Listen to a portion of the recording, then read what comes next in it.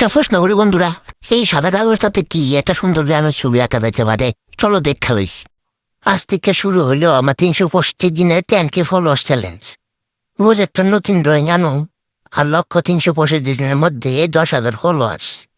দেখা যাক তোমরা পাশে থাকলে স্বপ্নটা পূরণ হয় নাকি। আজ একটা গ্রামের একটা পরিশ্রমী মায়ের ছবি, মাথায় ঝুড়ি, হাতে আরেকটা ঝুড়ি, সামনে লম্বা গ্রামের রাস্তা। এখন তো শুধু কয়টা লাইন দেখা যাইতেছে, কিন্তু একটু পরে এটা একটা নতুন সুন্দর গল্প হয়ে যাইব। প্রথমে মানুষটার আউটলাইন আঁকি, তারপর ঘর, গাছ, রাস্তা, এক এক করে সবকিছু নিজের জায়গায় বসাই। একটা ছবি মানে শুধু পেন্সিল দিয়া লাইন টানা না, প্রতিটা লাইনের মধ্যে থাকে ধৈর্য, কল্পনা আর অনেক ভালোবাসা।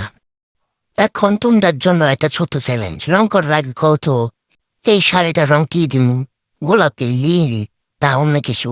কমেন্ট এখনো লিখে দাও। এটা কিন্তু শুধু পার্ট 1। পার্ট 2-তে এই পুরো ছবিটারে অয়েল পেস্টেল দিয়ে সুন্দর করে রং করুন। তখনই বুঝবা এই সাদা স্কেচটা কত সুন্দর হয়ে উঠে। ভিডিওটা যদি ভালো লাগে একটা লাইক দিও, ফলো করে রাখো। আর আমার 365 দিনের চ্যান্সকে ফলো আছে, পাশে থাকতো।